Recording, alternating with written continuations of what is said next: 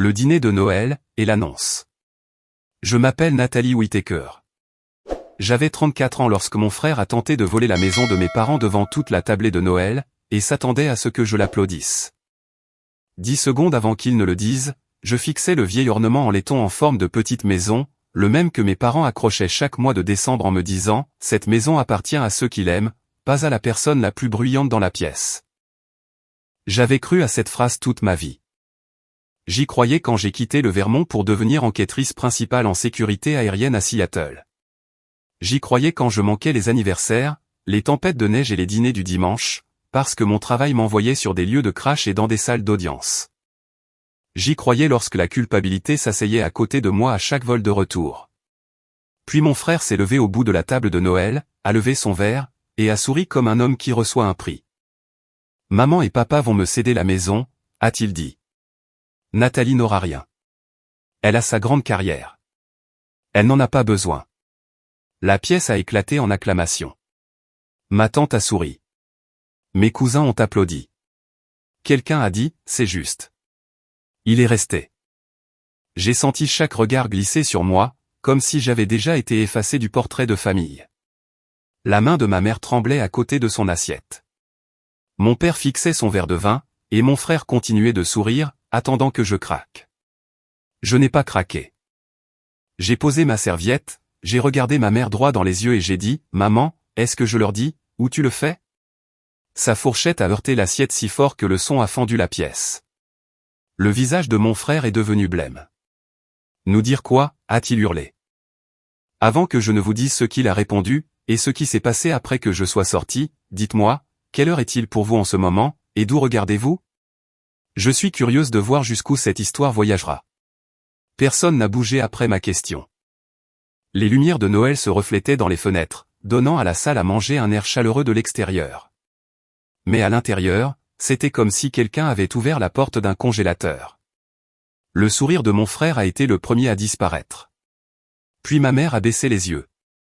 C'est à ce moment que j'ai su que ce n'était pas un malentendu. C'était un secret. Mon père s'est raclé la gorge et a dit, « Nathalie, peut-être devrions-nous parler plus tard. » Mon frère a sauté sur l'occasion, trop vite. Non, elle voulait de l'attention, alors qu'elle l'est. Nous dire quoi, Nathalie? Sa voix avait cette pointe acérée dont je me souvenais de l'enfance. Celle qu'il utilisait chaque fois qu'il cassait quelque chose et persuadait tout le monde que j'y avais touché en dernier. J'ai failli lui répondre sur le champ, mais ma mère avait l'air si fragile que j'ai ravalé la vérité. Pas ici, ai-je dit. Pas avec tout le monde applaudissant pour quelque chose qu'ils ne comprennent pas. Je me suis levé, j'ai dépassé la table, et j'ai entendu des chuchotements me suivre dans le couloir. Dehors sur le porche, l'air froid du Vermont m'a frappé le visage comme une gifle. Je me suis agrippé à la rampe et j'ai essayé de calmer ma respiration. J'étais furieuse, mais sous la colère, il y avait quelque chose de pire. La solitude.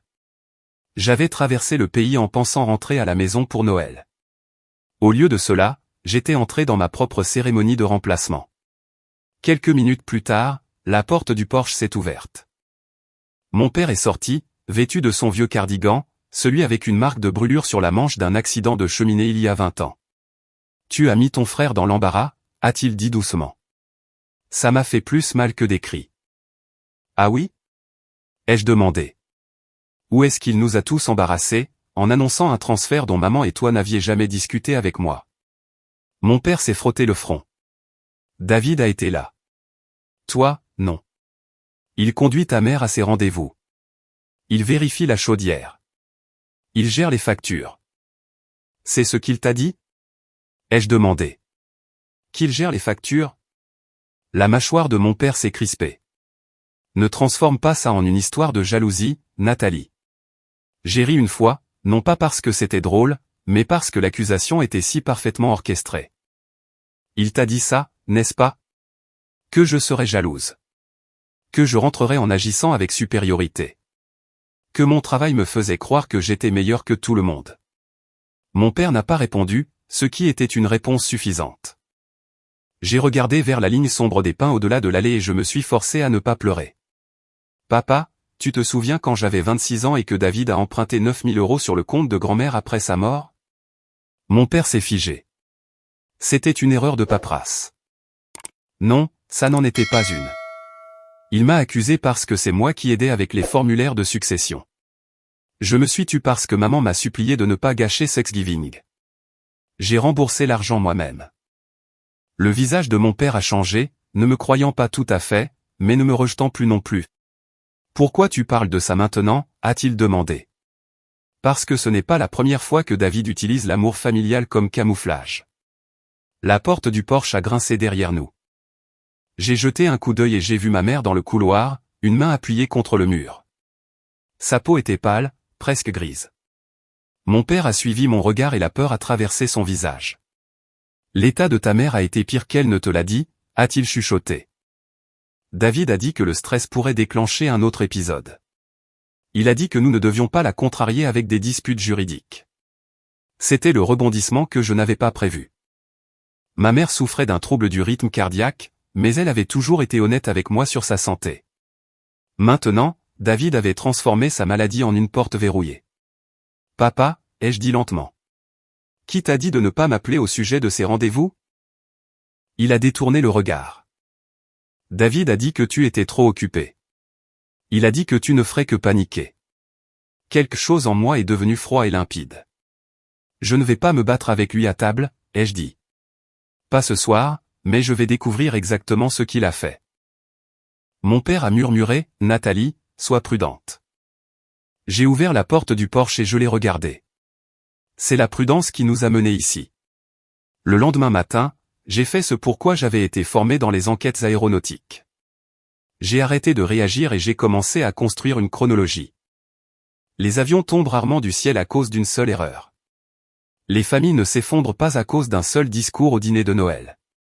Il y a toujours une chaîne de décisions, de petites défaillances, d'avertissements ignorés, et de personnes qui profitent de la confusion. Mon frère avait misé sur l'émotion. J'ai choisi l'épreuve. J'ai dit à tout le monde que je restais quelques jours de plus pour aider à ranger les décorations. Ensuite, j'ai proposé d'aider David à nettoyer le vestiaire et le garage, car il s'était plaint de tout faire seul. Il a adoré ça. Il voulait un public pour son numéro de martyr. Tu vois, a-t-il dit à notre tante en haut-parleur pendant que je portais des cartons. Nathalie se souvient enfin qu'elle a des parents. J'ai souri, j'ai soulevé un autre carton, et j'ai observé. David gardait son téléphone face cachée. Il prenait ses appels à l'extérieur. Il utilisait des applications bancaires en se tenant dos au mur. Il gardait son ordinateur portable comme s'il contenait des secrets d'État. Cet après-midi-là, alors qu'il était dans le garage à se disputer avec quelqu'un au sujet d'appels de marge et de frais de prolongation, son téléphone a vibré sur l'îlot de la cuisine. L'écran s'est allumé avec une notification bancaire avant de s'éteindre. Je ne l'ai pas déverrouillé. Je n'en avais pas besoin. L'aperçu de la notification disait « Transfert échoué. Fonds insuffisant. Réserve sur crédit domiciliaire Whittaker. » Mon estomac s'est noué. Mes parents avaient une ligne de crédit sur la valeur de leur maison. Personne ne me l'avait dit. Ce soir-là, j'ai appelé mon ancienne colocataire d'université, Marissa Reed, qui travaillait dans la conformité en matière de fraude numérique pour une coopérative de crédit à Denver. Je ne lui ai pas demandé de pirater quoi que ce soit. Je lui ai demandé quel signe juridique chercher si un parent âgé était victime de manipulation financière. Elle m'a donné une liste, nouveaux utilisateurs autorisés, mise en place soudaine de services bancaires en ligne, retrait répété de petites sommes, documents notariés signés en période de stress médical, changement d'adresse postale. Et toute procuration créée sans conseil juridique indépendant. Et Nat, a-t-elle ajouté, la voix plus douce. S'il se dépêche de transférer une maison, part du principe qu'il y a une dette derrière. Le lendemain, j'ai conduit ma mère à son rendez-vous de cardiologie. David a essayé de m'en empêcher. C'est déjà moi qui m'en occupe, a-t-il dit. Pas aujourd'hui, ai-je répondu. Dans la salle d'attente, ma mère serrait son sac à main à deux mains. Ton frère a dit que tu serais en colère si tu savais à quel point j'étais malade. J'ai senti ma gorge se serrer. Je suis en colère parce que je ne le savais pas.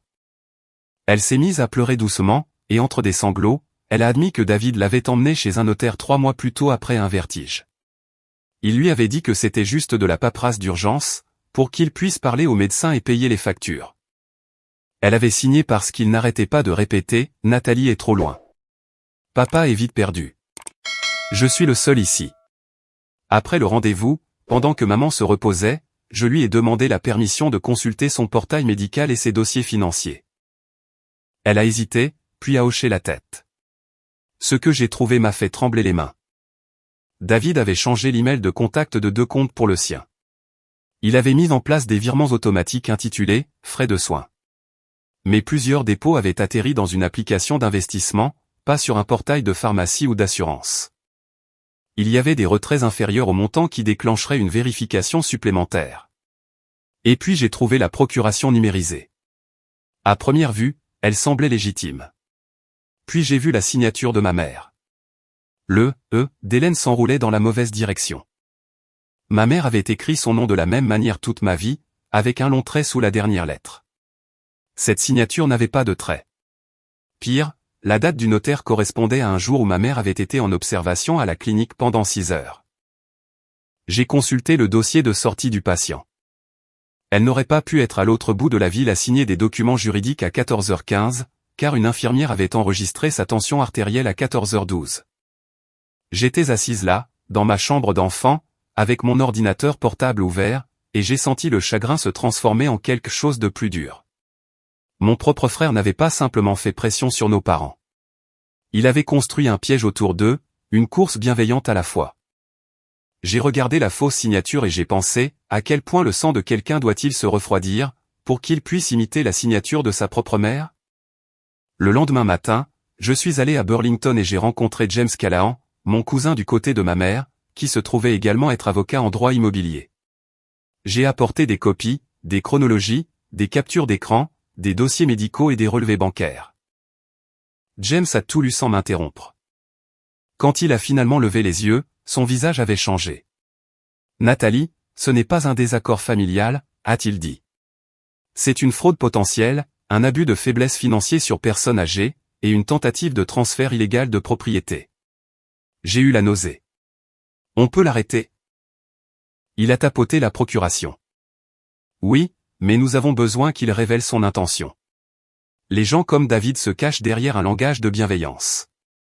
Nous avons besoin de témoins, de documents, et d'une conversation contrôlée où il pense qu'il est toujours en train de gagner. » C'est à ce moment-là que j'ai cessé de me sentir comme une fille suppliant d'être crue.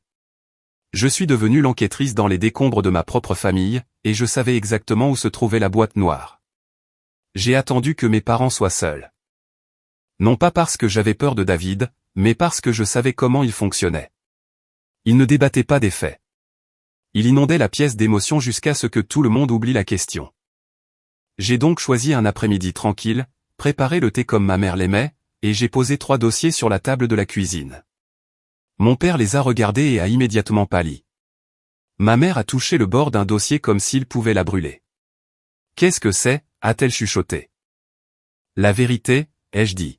« Et j'ai besoin que vous m'écoutiez tous les deux avant de décider de me croire ou non. » Le premier instinct de mon père a été le déni.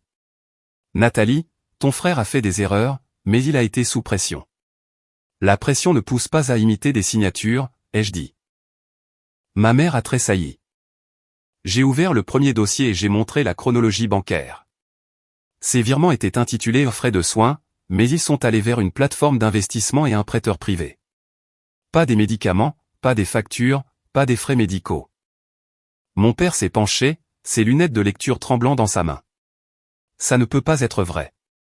J'ai ouvert le deuxième dossier. Voici la procuration que David a utilisée pour accéder au compte. Maman, regarde la signature. Ma mère l'a fixée un long moment, puis a couvert sa bouche. Des larmes ont rempli ses yeux. Ce n'est pas la mienne. Mon père s'est tourné vers elle. Hélène. Elle a commencé à sangloter. J'ai signé quelque chose sur le comptoir de la cuisine, mais pas ça. Pas cette page. Il a dit que c'était pour les urgences. Il a dit que Nathalie était trop occupée, que tu étais trop fatigué, et que quelqu'un devait être pratique. Je voulais la réconforter, mais il fallait qu'il voie tout avant que la voix de David n'entre dans la pièce. Il y a plus, ai-je dit. Le cachet du notaire indique que maman a signé ça à l'autre bout de la ville, alors qu'elle était encore à la clinique. Voici le dossier de la clinique. L'horaire rend le document impossible. Mon père s'est levé si vite que sa chaise a raclé le sol. Il m'avait dit que tu exagérais. Sa voix s'est brisée sur le dernier mot. Ma mère a essuyé ses larmes. Il a dit que tu le détestais parce qu'il était resté. Il a dit que tu rentrerais et que tu essaierais de le punir. C'est à ce moment-là que la porte d'entrée s'est ouverte. Je n'avais pas dit à David de venir. Il avait l'habitude de passer à la maison dès qu'il sentait son contrôle lui échapper, et j'avais compté là-dessus. Il est entré dans la cuisine avec de la neige sur ses bottes et s'est arrêté en voyant les dossiers. Une seconde, la peur a traversé son visage. Puis il est devenu le fils blessé. « Waouh » dit-il lentement. « C'est donc à ça qu'on en est, maintenant ? Des réunions secrètes ? Assieds-toi, a dit mon père. David l'a ignoré et a regardé ma mère. « Maman, tu sais ce qu'elle fait, n'est-ce pas ? Elle essaie de te faire peur. Elle gère des catastrophes pour vivre. Elle voit le danger partout. Ce travail lui a détraqué la tête. » La pièce est devenue silencieuse. Ma mère avait l'air confuse, et David a insisté. Nathalie a toujours eu besoin de contrôle. Elle débarque de Seattle, joue les héroïnes, et soudain tout le monde est un criminel. Est-ce qu'elle vous a dit qu'elle avait été mise en congé après cette enquête à Phoenix ? Je l'ai dévisagé. Il avait déformé quelque chose de réel. J'avais pris un congé post-traumatique obligatoire après avoir enquêté sur un crash de cargo mortel. Ce n'était pas honteux. C'était humain. Mais il l'a dit comme un diagnostic. Tu utilises mon deuil d'un accident d'avion pour détourner l'attention de documents falsifiés, ai-je dit. David a ri sans humour. Écoutez-la. Documents falsifiés, abus financiers, les grands mots des tribunaux. Elle veut vous faire croire que je suis un méchant, parce que c'est moi qui suis resté quand elle s'est enfuie. Ma mère a commencé à respirer trop vite. Sa main est allée à sa poitrine. Mon père s'est précipité à ses côtés. Hélène, respire. David a fait un pas vers elle, mais je l'ai bloqué. Ne fais pas ça, ai-je dit. Tu n'as pas le droit de créer la panique, pour ensuite prétendre être le remède. Ses yeux sont devenus vides. Bouge. Non. Le visage de ma mère était blême, mais elle a levé une main tremblante. David, a-t-elle chuchoté. As-tu dit à Nathalie de ne pas être contactée pour mes rendez-vous ? Il n'a pas répondu. Mon père l'a regardé. L'as-tu fait ? Le silence de David en disait plus que n'importe quel aveu. Ma mère s'est remise à pleurer, mais cette fois, ce n'était pas de la peur. C'était de la reconnaissance. Tu m'as fait croire que ma fille ne se souciait pas de moi. La mâchoire de David s'est crispée. J'ai fait ce que je devais faire. La cuisine semblait se rétrécir autour de nous. Pour la première fois, mes parents ne me regardaient pas comme si je provoquais une tempête. Ils regardaient David, comme s'ils voyaient enfin qui tenait l'allumette sous la pluie. Le masque de David n'est pas tombé d'un seul coup. Il s'est décollé par lambeaux. D'abord, la voix blessée. J'ai tout sacrifié pour cette famille. Puis l'accusation. Nathalie est applaudie pour être partie, et moi je suis interrogé pour être resté. Puis, quand personne ne s'est précipité pour le réconforter, la menace.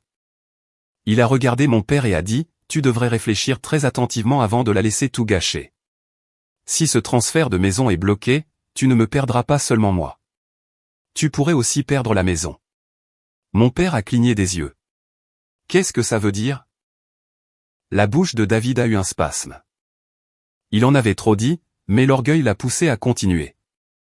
Ça veut dire que les factures ne se paient pas toutes seules. Ça veut dire que ta fille parfaite ne sait pas ce que ça coûte d'entretenir cet endroit. J'ai ouvert le 3e dossier. En fait, si. J'ai posé une impression sur la table. Voici l'avis de la réserve sur crédit domiciliaire. Transfert échoué. Fonds insuffisants. David, tu as utilisé la maison de maman et papa comme source de secours pour ton compte d'investissement, n'est-ce pas ? Ma mère a eu le souffle coupé. Mon père s'est agrippé au dossier de sa chaise. Réponds-lui, a-t-il dit. David m'a pointé du doigt. Tu n'avais aucun droit de fouiller dans ma vie. J'ai fouillé dans les comptes liés à la maison de nos parents. Parce que tu veux l'argent. Non, ai-je dit, parce que tu l'as déjà dépensé. Son visage a rougi. Tu te crois si intelligente? J'ai sorti de ma poche un enregistrement de la veille et je l'ai activé. La voix de David s'est fait entendre clairement depuis le garage, en colère et désespéré. J'ai juste besoin de 10 jours de plus. Une fois que l'acte sera à mon nom, je pourrai refinancer ou vendre. Mes parents ne comprennent rien aux chiffres, et ma sœur ne sera pas là assez longtemps pour l'arrêter. Ma mère a poussé un son que je n'oublierai jamais. Pas un sanglot, pas un cri, mais quelque chose comme une personne qui se brise silencieusement de l'intérieur. David s'est jeté sur mon téléphone. J'ai reculé. Mon père s'est interposé entre nous. Ne la touche pas, David a ri. Mais il y avait de la panique dans ce rire. Vous êtes tous fous. Cet enregistrement est illégal. Le Vermont autorise l'enregistrement à consentement unilatéral, ai-je dit. Et j'étais dans l'embrasure de la porte du garage quand tu l'as dit. Ses yeux se sont plissés. Tu m'as piégé. Non, ai-je répondu. J'ai écouté. Il s'est tourné vers mes parents. Très bien. Vous voulez de l'honnêteté? J'ai fait un mauvais investissement. Un seul. Puis le marché s'est retourné. Puis le prêteur a commencé à appeler. J'allais arranger ça. La maison était le seul actif assez important pour gagner du temps. Gagner du temps, a chuchoté mon père. Avec notre maison. David a frappé du poing sur la table. Elle allait être à moi de toute façon. Je l'ai méritée. Ma mère a reculé. Nous n'avions jamais accepté de te la donner comme ça. Parce que vous êtes faible, a-t-il lâché. Vous deux, vous laissez la culpabilité prendre les décisions. La pièce est devenue silencieuse. Il avait franchi une ligne que même lui ne pouvait pas défaire. J'ai regardé mes parents et j'ai parlé calmement, car le calme était la seule chose que David ne pouvait pas contrôler. Nous avons besoin d'une réunion de famille complète demain, pas seulement nous, mais tante Linda, oncle Paul, James, et tous ceux à qui David a parlé de ce transfert de maison. Il a fait l'annonce publiquement. La correction devrait être publique aussi. David m'a adressé un sourire lent et laid. Amène qui tu veux. Tu regretteras de m'avoir humilié. J'ai soutenu son regard. Non, David. Je pense que tu confonds humiliation et responsabilité. Il a attrapé son manteau, a renversé une chaise, et s'est dirigé vers la porte. Avant de partir, il s'est retourné et a dit, si je tombe, je m'assurerai que maman et papa n'aient plus rien à sauver. Puis il est sorti dans la neige. Ma mère tremblait si fort que je l'ai enlacée. Mon père se tenait dans la cuisine, l'air d'avoir vieilli de 10 ans. Mais pour la première fois depuis le dîner de Noël, personne ne m'a demandé de me taire. Personne ne m'a demandé de protéger les sentiments de David. La réunion de famille était fixée, et David ne savait toujours pas que James préparait déjà le piège. Le lendemain soir, la salle à manger était presque identique à celle de la nuit de Noël, mais l'atmosphère était complètement différente. La même table, le même lustre, les mêmes parents qui avaient applaudi quand David avait annoncé qu'il obtenait la maison. Mais cette fois, il n'y avait ni dinde, ni musique, ni simulacre de chaleur. Il y avait des dossiers à chaque place. James Callahan était assis à côté de moi en costume bleu marine, non pas comme un cousin surpris débarquant dans le chaos, mais comme l'avocat que j'avais discrètement demandé de tout superviser. David l'a remarqué immédiatement. Pourquoi est-il là, a-t-il exigé. James a croisé les mains. Parce que ta mère m'a demandé d'examiner des documents concernant sa propriété. Ce n'était pas techniquement un mensonge. Après la confrontation dans la cuisine, ma mère avait signé une demande écrite pour que James examine tout. David l'a regardé comme si elle l'avait trahi. Maman. Elle n'a pas détourné le regard cette fois. Je veux des réponses. Mon père se tenait au bout de la table, la place que David avait revendiquée 2 nuits plus tôt. Sa voix était rauque. Avant que quiconque ne parle, je dois dire quelque chose. À Noël, beaucoup d'entre vous ont félicité David parce que vous pensiez qu'Hélène et moi avions librement décidé de transférer la maison. Ce n'était pas le cas. Des murmures ont éclaté. Tante Linda semblait abasourdie. Oncle Paul a froncé les sourcils en direction de David. David a levé les yeux au ciel. Ça y est, on y est. James a ouvert le premier dossier. La procuration que David a utilisée contient une signature qu'Hélène affirme ne pas être la sienne. L'horodatage est en conflit avec des dossiers médicaux prouvant qu'elle était à une clinique au moment de la prétendue signature. Il y a aussi des transferts de comptes dirigés vers des plateformes d'investissement et des paiements de dettes privées. David s'est levé. C'est de la diffamation. James n'a pas scié. Asseyez-vous, David. Quelque chose dans le ton de James l'a fait s'asseoir. J'ai vu les mains de mon frère se crisper en poing sur la table. La pièce s'était retournée contre le rythme qu'il connaissait. D'habitude, il pouvait élever la voix et tout le monde s'adoucissait. Cette fois, chaque cri rendait l'épreuve plus accablante. James a continué, il y a un autre problème. Un dossier préliminaire de transfert d'actes a été soumis à un bureau des titres il y a 3 semaines. Il a été rejeté car il manquait une reconnaissance notariée requise. L'email de couverture provenait du compte de David. Mon père a chuchoté, « Tu as déjà essayé de transférer la maison ?» Ma mère a couvert sa bouche. Le visage de David est devenu vide. C'était le rebondissement qu'il ne savait pas que nous avions. James a fait glisser un email imprimé sur la table. L'email dit, et je cite, « Mes parents sont médicalement fragiles, donc j'ai besoin que ce soit fait avant que ma sœur n'interfère. » Tante Linda a regardé David avec dégoût. « Tu as écrit ça ?» Le contrôle de David a cédé.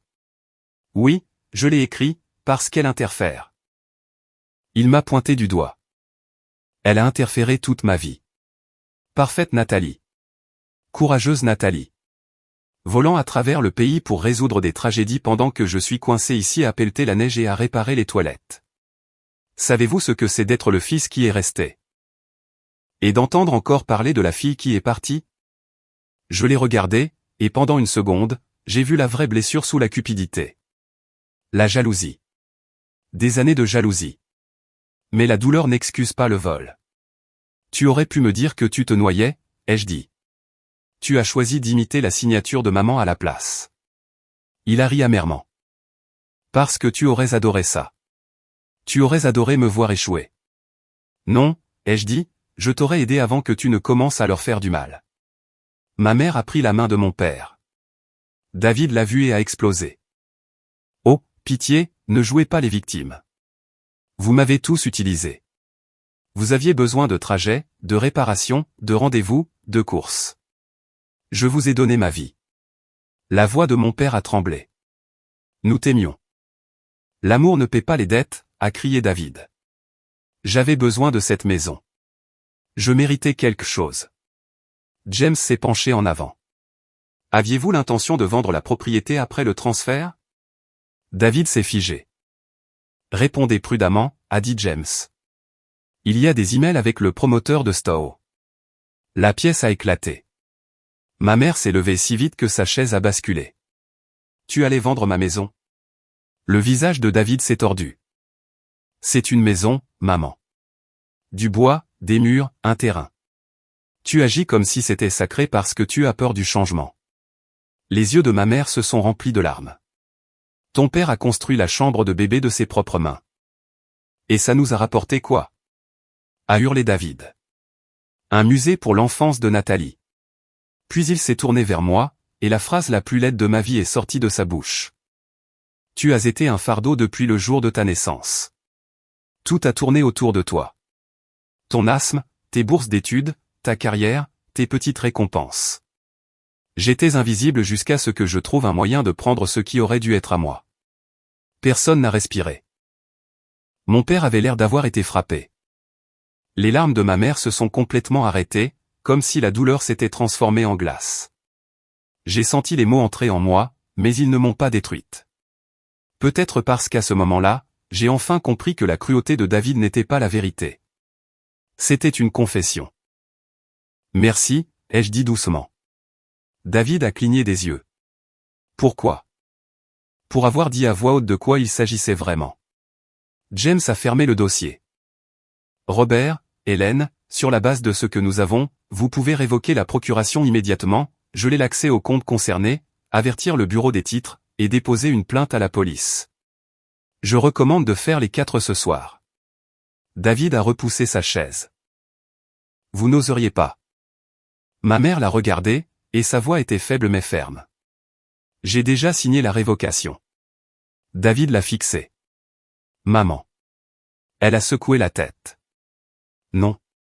Tu n'as pas le droit d'utiliser ce mot en ce moment. Mon père s'est dirigé vers le manteau de la cheminée, a décroché l'ornement en laiton en forme de maison, et l'a tenu dans sa paume.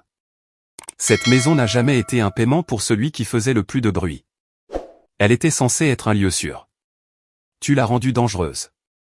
Les yeux de David ont balayé la pièce, cherchant une personne pour le sauver. Personne ne l'a fait. Les parents qui avaient applaudi 2 nuits plus tôt étaient assis en silence, honteux.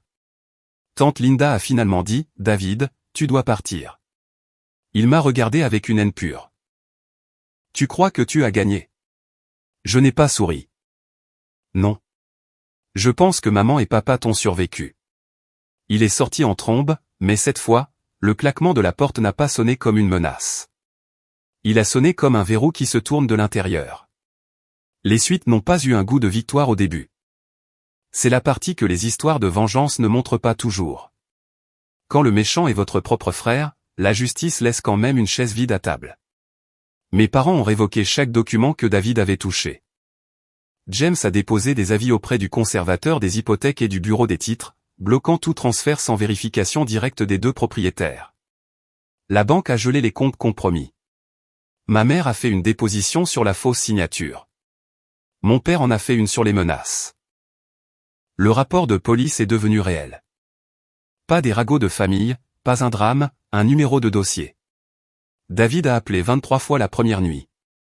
Puis il a envoyé des messages. D'abord la rage, puis le blâme, puis la panique. Il a dit que nous le ruinions. Il a dit qu'il n'avait eu besoin que de temps. Il a dit que le cœur de maman ne supporterait pas un scandale, comme s'il n'avait pas construit le scandale de ses propres mains. 3 jours plus tard, son employeur, une société de gestion immobilière régionale, l'a suspendu après avoir appris qu'il avait utilisé des contacts professionnels pour approcher un promoteur au sujet de la maison de mes parents. Une semaine plus tard, le prêteur privé a engagé des poursuites contre lui. Le compte d'investissement dont il s'était vanté était presque vide. La dette, elle, ne l'était pas.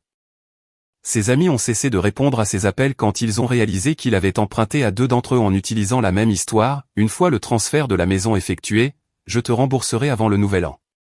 David n'était pas le bon fils qui est resté. Il était l'homme qui a essayé de vendre le toit de ses parents en souriant au dîner de Noël. Il est venu à la maison une dernière fois, mal rasé, les yeux rouges, sans aucune arrogance. Mon père a ouvert la porte mais a laissé la chaîne. David m'a vu derrière lui et est immédiatement tombé à genoux sur le porche. « S'il vous plaît, a-t-il dit, j'ai tout gâché. Je sais que j'ai tout gâché. Ne les laissez pas porter plainte. Je vais tout perdre. » Ma mère se tenait à côté de moi, enveloppée dans un pull bleu, une main posée sur son cœur.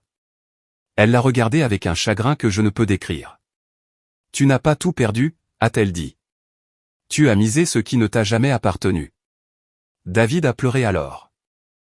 Peut-être de honte, peut-être de peur, peut-être parce que les conséquences avaient enfin un visage. « Je suis ton fils, a-t-il chuchoté. Les yeux de mon père se sont remplis de larmes. Alors tu aurais dû protéger ta mère. Un instant, j'ai cru qu'il allait ouvrir la porte. Il ne l'a pas fait. Il a dit, fais-toi aider. Prends un avocat. Ne reviens pas tant que nous ne serons pas prêts à te parler. David m'a regardé. Nathalie, s'il te plaît. Des années plus tôt, je me serais peut-être adouci. J'aurais peut-être porté la culpabilité de tout le monde. J'aurais peut-être confondu le maintien de la paix avec l'amour. Mais là, j'ai compris quelque chose qui m'a changé pour toujours. Le pardon ne signifie pas rendre le couteau à la personne qui vous a poignardé. J'espère que tu deviendras meilleur que ça, ai-je dit. Mais tu n'as pas accès à eux tant que tu es encore dangereux. Il m'a regardé comme s'il voulait me haïr, mais il n'avait plus de public pour sa performance.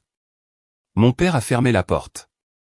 Ma mère s'est effondrée après ça, et nous l'avons tenue dans nos bras sur le sol du couloir, à côté des cartons de Noël. Ce n'était pas une fin parfaite. Les familles ne guérissent pas en une scène dramatique. Mes parents ont dû reconstruire des mots de passe, des comptes, des contacts médicaux, et la confiance en leur propre jugement. J'ai prolongé mon congé et je suis resté jusqu'en janvier. J'ai conduit maman à ses rendez-vous. Je me suis assise avec papa pendant qu'il examinait chaque facture. Je me suis aussi excusé pour les années où j'avais laissé la distance devenir silence. Ma carrière comptait, mais appelez avant que les urgences ne me forcent à rentrer compter aussi. La maison a été placée dans une fiducie protégée avec des instructions claires.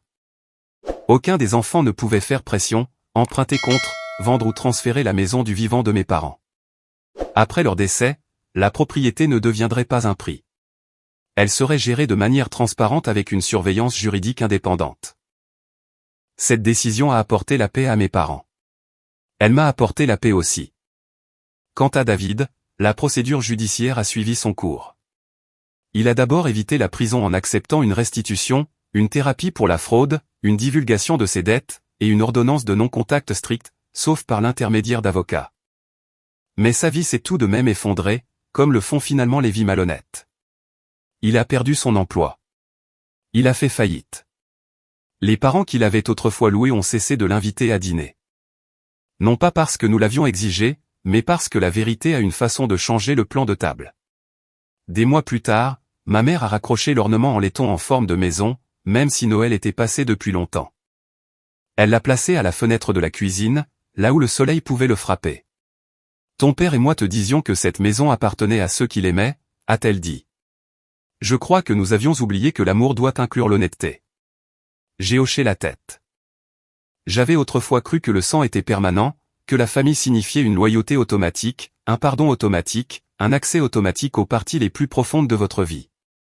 Mais David m'a appris une leçon douloureuse. Le sang peut expliquer un lien, mais il ne peut excuser la trahison.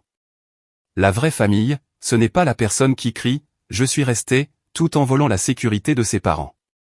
La vraie famille, c'est la personne prête à affronter la vérité qui dérange, même si tout le monde la traite d'abord d'hystérique. Protéger ses parents de la manipulation n'est pas un manque de respect. C'est de l'amour avec une colonne vertébrale. La cupidité ne prend pas seulement de l'argent. Elle prend les souvenirs, la confiance, la sécurité, et le droit de se sentir chez soi. Et quand la cupidité porte un visage familier, il faut être assez courageux pour la nommer quand même. Je pensais que le sang signifiait pour toujours. Mais maintenant, je sais que la famille n'est pas prouvée par ceux qui partagent votre nom de famille. La famille est prouvée par ceux qui restent honnêtes quand tout commence à s'effondrer. Alors dites-moi, que feriez-vous si votre propre frère ou sœur trahissait vos parents pour de l'argent? L'exposeriez-vous, lui pardonneriez-vous, ou tourneriez-vous les talons? Commentez ci-dessous, car je veux vraiment savoir.